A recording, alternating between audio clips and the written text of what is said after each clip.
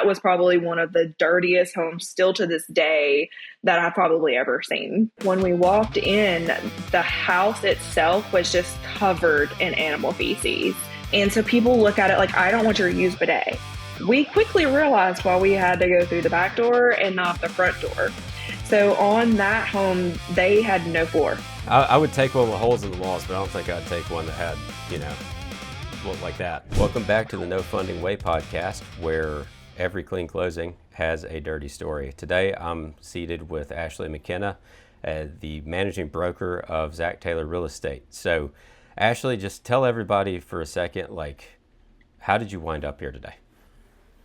So how I ended up here today with, of course, being the manager broker, we've known you do our mortgage deals. So that's kind of how we got connected with you.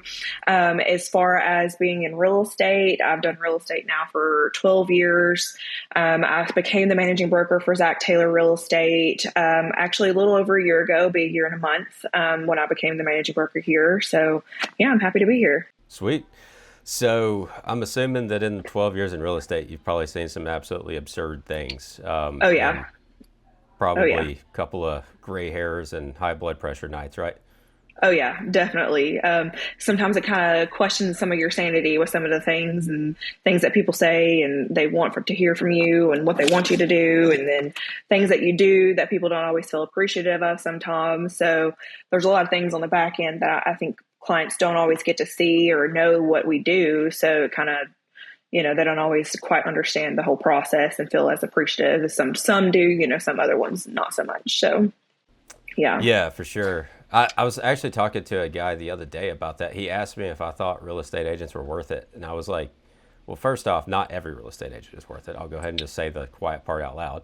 I said, yeah. But the problem you run into is with the best real estate agents, you may not realize, if the deal goes smoothly, you may not realize what value they were providing you because they were making all kinds of things happen behind the scenes that made it feel super easy and like it was nothing to it. Exactly. And that's how it should be. That is the whole goal for us real estate agents is we want to make the process as smooth as possible, as stress-free as possible for our clients. And if the whole time the client is stressed and they have no communication with their agent, that's a red flag right there for their clients and for the agent, for the deal, for the other side, for the other clients on the other end. So communication is definitely key in this business for sure. Yeah, absolutely. So with that, what's the craziest crap you've ever seen in real estate? So I would say a couple different ones that I wanted to kind of go over. So I'm going to go all the way back to my very beginning journey of real estate. So it was my first year in real estate. I got my license in 2014, and that was kind of when we were still having a lot of the stuff from the 2008 market crash. We were still seeing a lot of HUD homes, a lot of short sales, those kind of houses. So, and with those, if they don't know, with those, you kind of run into a little bit more investor type when it comes to a lot of the people that just, they couldn't afford to keep up the house, or they ran into situations they just didn't even care to keep up with the house. We used to joke that HUD homes had HUD colors because it was like they probably went and got clearance paint. And so every room used to be a different color. So that used to be kind of like the running joke because you would have neon colors of every sort of the rainbow in every single room trim and everything. So we went to go check out this house one day, and we knew it was going to be kind of a home that needed to be renovated. So it did need to be flipped. So we did know that walking in. But when we walked in, the house itself was just covered in animal feces. I mean, I don't even know if they even took the dog outside. And there was multiple pets inside, but the house itself was used for the restroom for the animal. So there was just animal feces everywhere. And then there also was, it was infested with cockroaches. So it was not only were you trying to figure out where you're going to step, so you didn't step in animal feces, which was pretty much impossible. You're just seeing cockroaches everywhere. And then, so I would say that was probably one of the dirtiest homes still to this day that I've probably ever seen. Yeah, it was pretty rough. You weren't wearing your Christian Louboutins that day, right? You Definitely had some not. work or something for sure, right? Yeah, I think I had tennis shoes on that day, but I was not prepared for that. When we left, we were like, Yeah. we need to go take a shower. Like you felt Yeah. the smell, it's just like locked into your nose.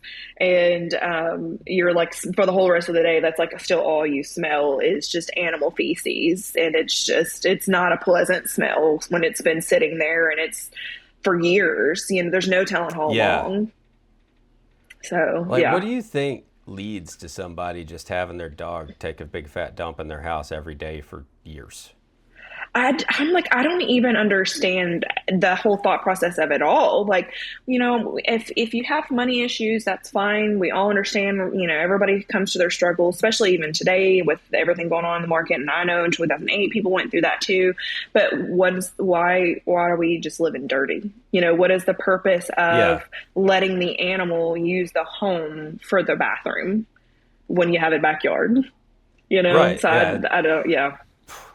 Financial troubles or not, it costs nothing to open the back door and let the dog out, or Yeah.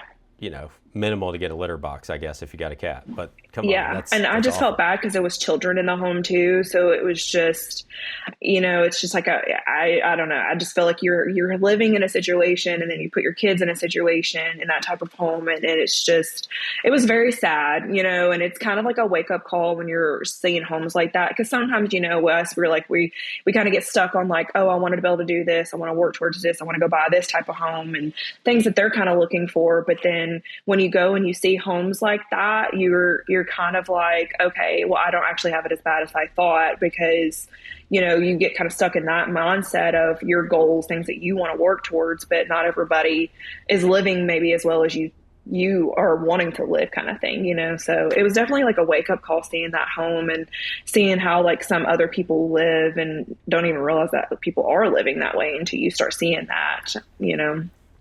Yeah, yeah. No, I've definitely seen that. I had to check myself several times through life where I think that exactly like you said, I get stuck on like where I want to be in 5 years, and in reality, I'm in a pretty good spot relative to where I was 5 years ago now, Yeah. and all of that's at a way higher floor than what you were just discussing there. That's wild. I mean, with the I guess with that house, did your client wind up buying that house, or did they decide that that wasn't for them? It was too much of a flip. So that particular one, that client didn't buy it. They did put it on the market, and another investor ended up buying it and flipping it and selling it. So, but no, we did not. It was too much of a project for my particular client. They did not want to go in and have to deal with that at all. Because I mean, at that point, you're pretty much having to strip everything down. I mean, subfloor everything. I mean, everything had to be replaced, and that was just too much for my Yeah, client. yeah, for sure. I mean, So. I imagine starting with friggin' smoke grenade bug bombs to even make it Yeah. biohazard friendly. Right, because I mean, especially if you're dealing with cockroaches, I mean, we know that those things they survive freaking nuclear bombs, and like they Yeah, trying to get rid of that plus animal feces was just too much of a project. So yeah, yeah. so No, I agree. I would take one with holes in the walls, but I don't think I'd take one that had looked like mm-mm, that for sure. So, mm-mm. what else? Like, what other crazy stuff have you seen out there? So I've done a lot of stuff with investors. That was kind of one of my niches of selling with real estate. So that was the when I first kind of started getting into it. This is probably years later. I'm out showing again another investor of mine. And when you run into different investors, every investor's goal is different. Of course, you've got some that want to rent, you got some that do want to flip. So I've helped both on both sides. So this was another investor of mine who wanted to buy homes to flip.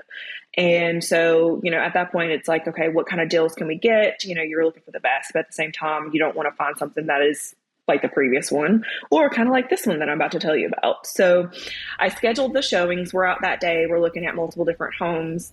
And so the showing instructions stated that we needed to enter through the back door, which, that's not anything kind of crazy because we receive sometimes some crazy showing instructions, go through the garage, here's the code, or back door, front door, wherever. So not thinking nothing of it. And so we start kind of going through, we get into the home. So with the way that that home was kind of, but we walked straight into the kitchen because the kitchen was in the back of the home.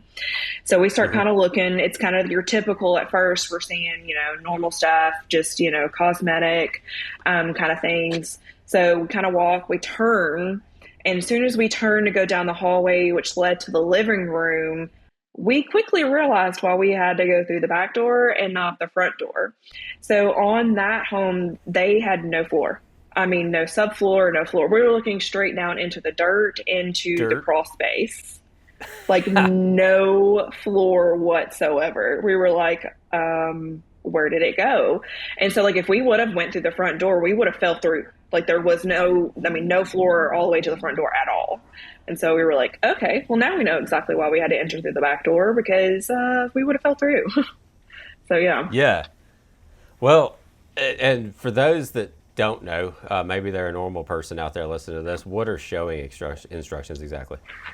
So showing instructions. So as your realtor, when you hire your realtor, they are going to help you find homes. So with that, our job is to schedule those. So we get with our clients, figure out what time works for them to be able to go see the home. So there's a few different ways to set up showings. On our MLS that'll let us know how to do that. So you're either going to reach out to the listing agent, you're going to go through a couple different of the showing services, whether that's going to be RealTracs or if that's going to be Showing Time. With whatever system that you do, you set that up. So a lot of times, especially nowadays, you're going to go through one of those services. They've hired either RealTracs or they have paid the Showing Time to do it. So it's kind of like it gets automatically done. So as soon as we Hmm. go on to schedule that showing, it emails you showing instructions. So with those showing instructions, it'll tell us how do we access the home. Is there anything specific? Some homes will say, hey, take your shoes off. They don't want those on. They'll tell you where the lock box is for us to be able to access the home, which door to go through, leave lights off, all those kind of things. So showing instructions let us know how do we enter the home and what are we supposed to do while we are in the home and to leave the home, basically. Gotcha.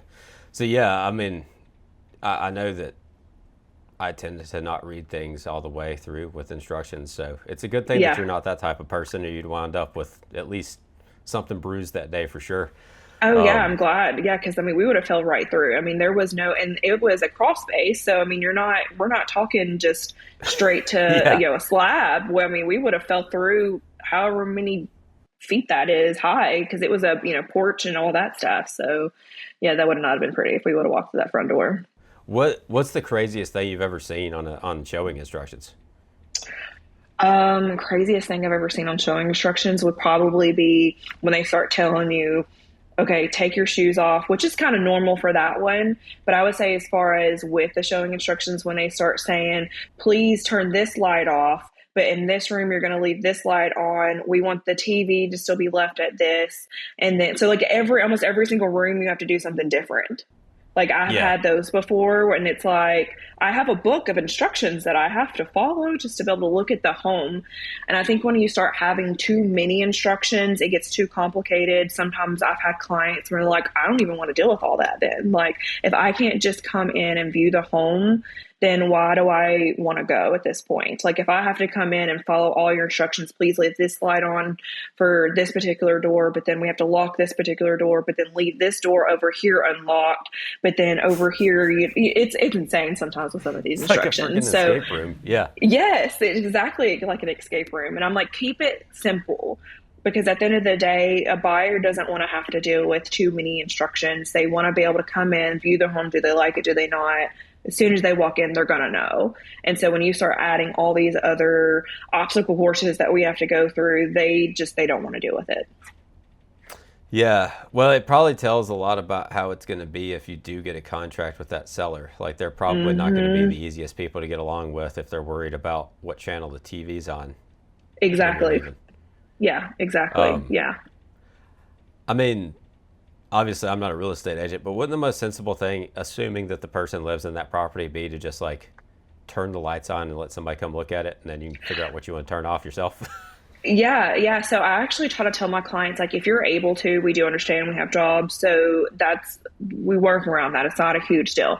But I do like to tell my clients, like, hey, if you can have the lights on, ready to go, make it feel like it's welcoming, like it feels like a home that they're walking into. So have the lights on, have the blinds open. Because when you do that, it feels more inviting, it feels warm.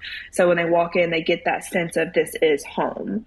And if you kind of come in and it's dark, it's cold, it's dungy, they're kind of like, like I'm not really sure. I also advise my agents too, like, hey, try to show up early. Now, it's a little different when you've got 10 on the list that day you're looking at, but the first one at least, Hmm. try to show up early. Because if the seller can't do that, because we do understand that they have jobs, other people do come in and look at the home the same day. Those agents turn it off. Those kind of things do happen. So I particularly, I like to show up a little early because that way I can prep the home for it to be ready for my client to walk in as well. So, I like to go through and check and make sure if the lights do need to be turned on, is it dark in here? I'll go ahead and kind of do like my pre little walkthrough of the home because I already know what my client's going to want. I have those conversations with them. What are they looking for? And if I walk in right away and I know, oh, this house needs work that wasn't disclosed or something like that, then I'm just going to go ahead and go straight to that front door and say, hey, I already noticed this. Do you want to still look or do we want to go to the next one? And so depends on what their wants or needs are. Sometimes they'll say, no, if it's got that, I don't even want to look. I trust you. Let's just go to the next one. And then there are other ones that are like, no, we'll still look because we're here kind of thing. Yeah, yeah, for sure. So back to the floorless house, like, did you have any explanation as to why there wasn't a floor in half the No. property? So in that particular one, I would say with the showing instructions, they should have gave us a little bit more instructions on that. Like, why was there not access to the front Yeah, door? Like, please be careful if you do go to the front door because there is no crawl space or there's no floor. You're going to fall through to the crawl space. And so it's like, if with those kind of things, to me, that would be a red flag and a liability that I wouldn't want on myself as an agent or for my client because some people don't follow instructions. I mean, right. they'll just show up at the home and just start searching for the lockbox versus even trying to pay attention to what the instructions said. So I think in that case, like there should have been a little bit more disclosure on that. And I don't remember if that particular one on the property condition, if it was, I want to say that one was an exemption as well. So with an exemption on a property condition disclosure, that means they haven't lived in the home within the last 3 years. So they don't have to go through and disclose all the different things within a home that is on that because they're not aware of those things if they haven't been living in the home. So that particular case, I believe that one was an exemption, so they didn't have that. I So got yeah, you. I didn't. yeah. I didn't know that worked that way. Like, it teaching me something new today. Um, Yeah. So, I mean, obviously, if there's something that they do know of, they are required to disclose it if it is a material effect on the home. So, but a lot of times with those, if you have people that have homes that they rent out, they're not aware of everything that is wrong with the home. So, yeah, they can have exemptions if they haven't lived in it for 3 years. that makes So, sense, yeah, I guess, especially if you're playing landlord or something. Like, you don't know what kind of nonsense that tenant's completely done exactly. in there. Yeah, exactly. Yeah. I read a story one time about somebody that couldn't pay their electric bill, so they tore down the cabinets and burned them in the fireplace so that they could stay warm. And I'm like, that's a lot of problems altogether, right there. Out of all the things, you burned the cabinets. Okay. You Yeah. couldn't gotten firewood. There's a lot of actually cabinet shops around here if people don't know. So, especially here in Murfreesboro, if you go around to cabinet shops, they actually dispose of their wood outside. And if you call and ask them, can I pick up your scraps? So a lot of times they'll let you. Well, that's two So, things I learned today. Then I'm sure that burns yeah, a lot better than cabinets with e- shellac on them or whatever, exactly. Yeah. Yeah. or at least cleaner. The poly may Right. burn itself, but Yeah. um, Yeah. so yeah. Any other like just top of the list like nutty stuff that you've gotten to experience? Yes. So I have one of probably the nuttiest stories that I have ever experienced personally. Um, So we all run into situations with clients sometimes when you just don't mesh. Sometimes you have it where one side, you want to say, hey, like I want to make sure I can mesh with you, but it's also the client has to mesh with you. So it's like both sides of everybody has to work well together. So this particular client that I had, and this was actually pretty recent, so it's only been within the last probably 3 or 4 years. This was a listing that I went on. So I went to the listing and did my listing presentation. I did my walkthrough with them. We seemed to actually mesh really well. So we instantly clicked. Actually, I was there for a long time for my listing appointment. And so I thought everything was going to be like really, really great. One thing that I try to do is I go through the home, let everybody know like how to prep the home to get it ready for the market. Because at that time, you need to kind of like disassociate yourself of being this is your home. It's now a house. We're trying to make it somebody else's home. And so that's kind of what I try to do and explain when I'm going through somebody's house. And so this particular one, I was like, hey, one thing that I would advise is like the backyard for this house is like the hugest, like is our biggest selling feature of this house. I mean, it was a gorgeous backyard. They had a huge 2 different decks, one that was a private deck off of the primary bedroom, and then one off of the kitchen. And then it went down into the yard, and it was like it almost looked like an HOA playground type backyard. I mean, with the playground that they had out there, the way that they had it set up, it was gorgeous. So I was like, this is going to be a huge selling feature of ours. So I told him, I was like, hey, one thing I think we should do is pressure wash the deck because it had gotten bird poop on it. It was a little, kind of like that mossy kind of stuff that grows on it, that kind of stuff. So that was like one of the biggest things. Gave a couple of different little ideas for them. So they did a few things, but they didn't do everything that I suggested. So we put it on the market. They were ready to get it listed. And then as soon as we put it on the market, we started getting showings, which was a great sign. But then we started getting the feedback and no offers. So with those feedbacks, I went back to my sellers and was like, hey, here's the feedback that we've received, which was a lot of the things that I had suggested for them to do, but they didn't actually do. And so I was like, hey, this is a lot of the reasons why we're not getting an offers. So, with those, you take those feedback to the sellers and it's like, how are they going to perceive that information? Well, this particular seller did not perceive it very well. She took it as I started telling her she lived dirty. Her home was nasty. And it wasn't that way. I mean, one was they left a bidet in the bathroom. And so people look at it like, I don't want your used bidet. And so that was in some of my stuff. And so that was the issue. There was one room that needed to be painted, the deck. So all those little things. So literally everything that I suggested for them to do that they didn't do was my feedback. So then she started kind of having a negative feedback with me, basically, and just kind of telling me that I was judging her with how she lived. And I was like, that's not what I'm doing. I'm trying to help you sell your home. So we kind of started getting really ugly towards each other. I'm not going to lie. She started being rude and just demeaning to me, and I was not taking it very well. So I kind of started coming back with things with her. So we decided to just kind of part ways. So I released her from the listing. I was like, this isn't going to work. And so they went ahead and listed with another agent. So I'm thinking, cool, it's on the market. I'm done. I'm moving on. Don't have any issues, right? She's not my client anymore. Well, this home also had one of those crawl spaces that you can like walk under and have tons of storage with. At this point, they now have fully moved out. They went to a different state for work, so they have relocated. So next thing you know, I'm getting a call from the new listing agent to start telling me these stories with these clients. And the seller had put mouse traps in the crawl space and forgot about them. And so one of the showings, that they had caught one on the mouse trap, and it was actually still alive. And they called the listing agent to say, hey, there's a mouse on the trap in here. You might want to come get it before it like dies and starts stinking up the place. So she calls the seller to tell the seller about it. And so then the seller goes, Ashley stuck that down there. Why is there a mouse trap in the crawl space? I actually stuck that down there. And it's like, why would I stick a mouse trap in the crawl space? And so she was like, yeah, she's trying to sabotage us so we don't get any offers on this home. Like, she doesn't want me to sell this home. And I know she put this under there. And so something needs to be done because she's trying to make it where we can't sell this home. And so that's where the listing agent started calling me, because she was actually still within the same company, different location, because I wasn't with Zach Taylor at the time. And so she called to tell me this. And so I'm like, okay, no, I haven't been there to put any kind of mousetraps in there to sabotage anything. And so then they get under contract with another one.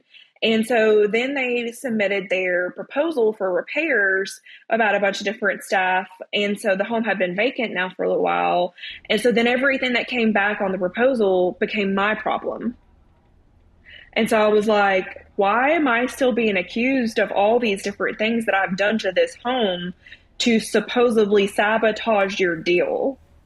So that was like a first for me, where like usually like if things don't mesh and it gets that bad, we just part ways. And really that's the only time I've had one that I've ever had a situation where it was that bad. I started being accused of things that I have never done.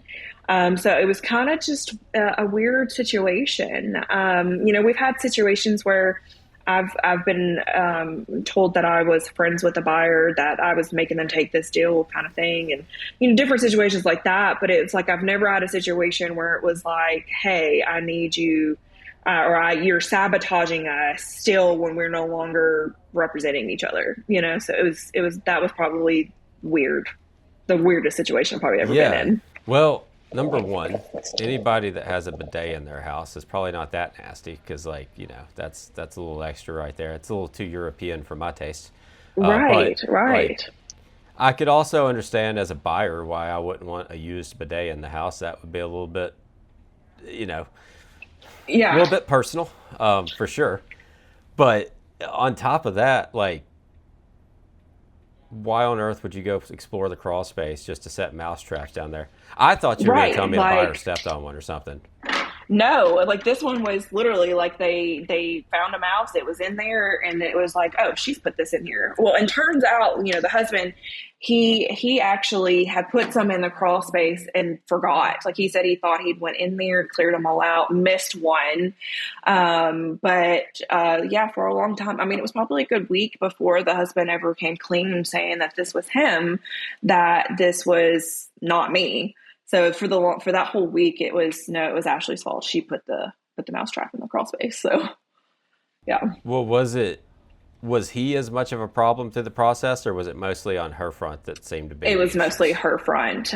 We didn't communicate as much as I did with her. But after it was one time on me coming to her and telling her something that she needed to do, she just took it so personally, like I was trying to judge her. And it wasn't about judging her. It was, you hired me for a service. My service is to sell your home. So therefore, I'm going to tell you things that a buyer is going to typically look for when they're looking at a home.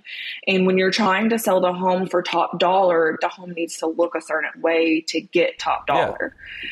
And so she just, instead of her taking that information and doing the things that I suggested, it turned into just, I'm here just to be mean and sabotage and judge her for her doings. And I think it was, and you never know what people are going through in their own personal lives and what their situations are.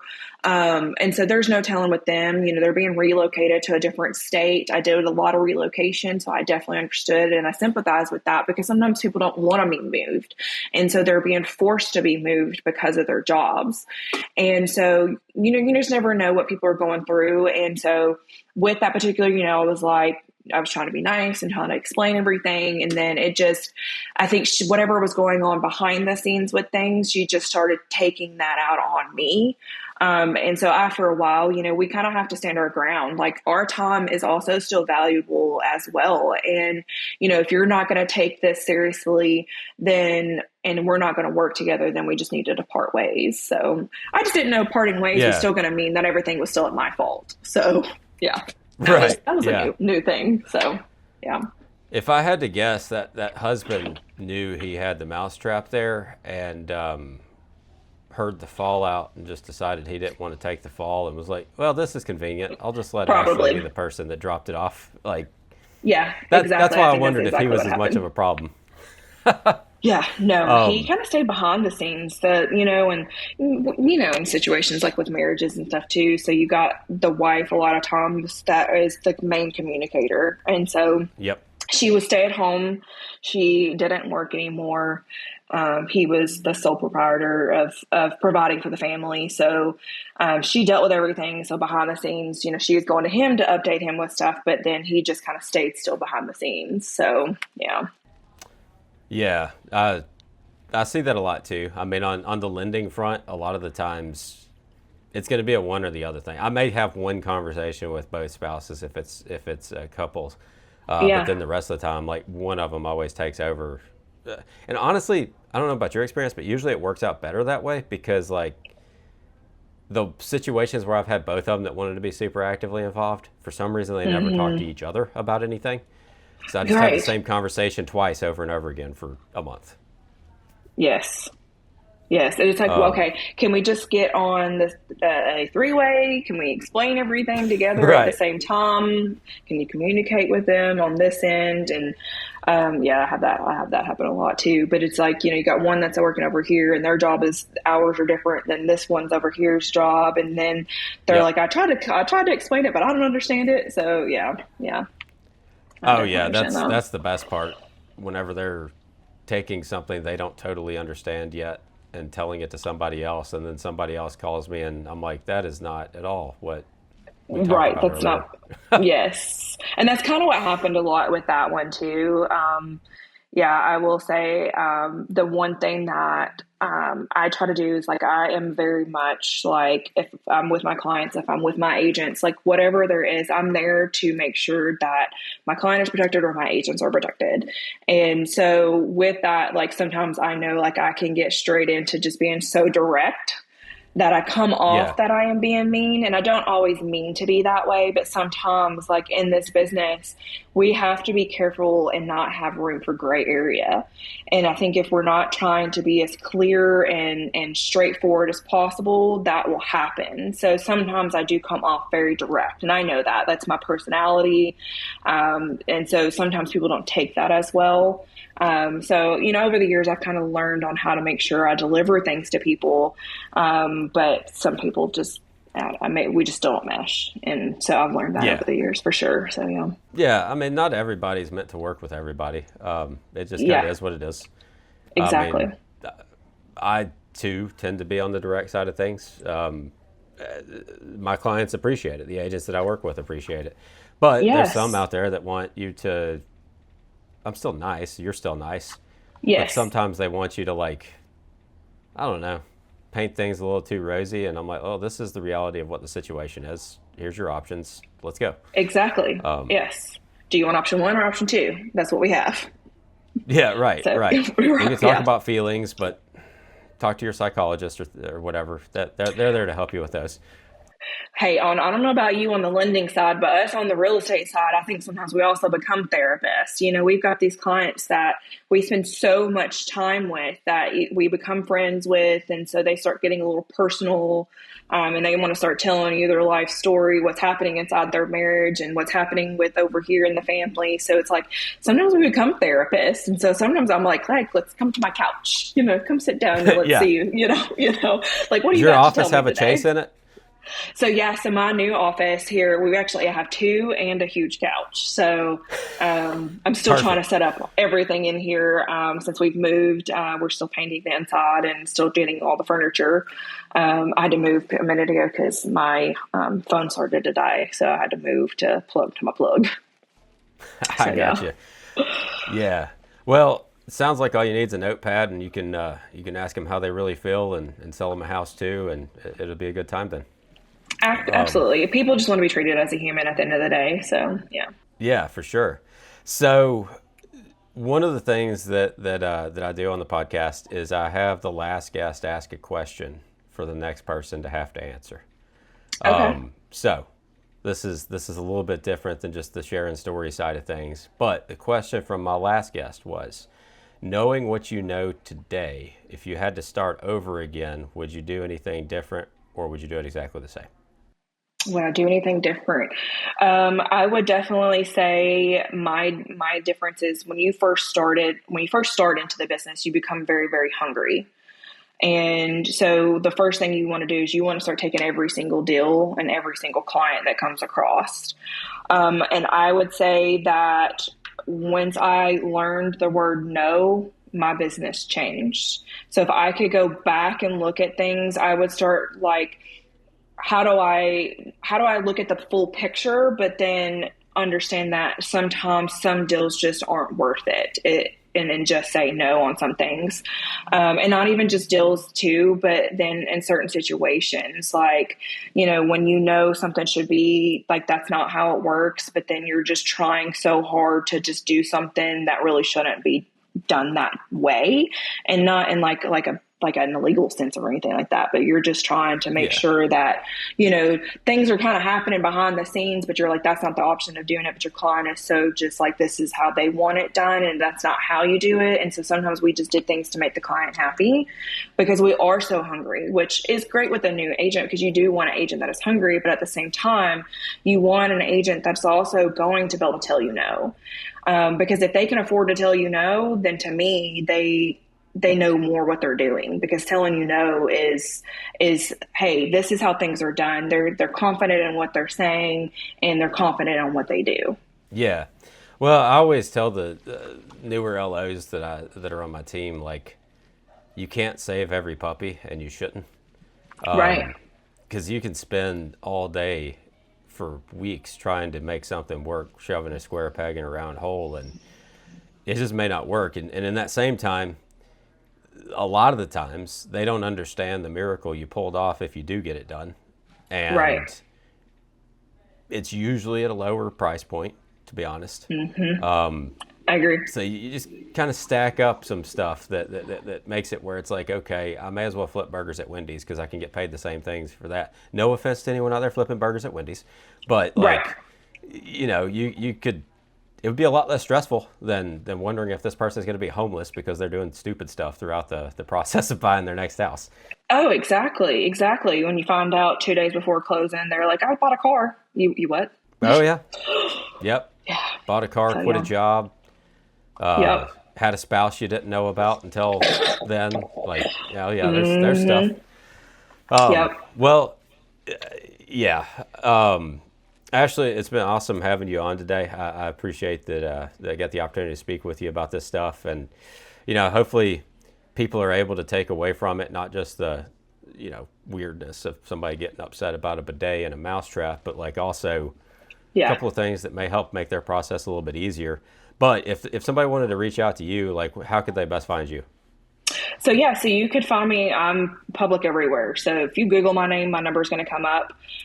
With me being on the broker's side of things with Zach Taylor, or if you just want to look at me up on social media, like, my number is on there. I have my pages set to public, so I'm not hard to find whatsoever. So yeah. Sweet. Awesome. Well, I definitely appreciate you inviting me on, and yeah, it's been a good one for sure. Come back next week to see what other train wreck stories we've got for you.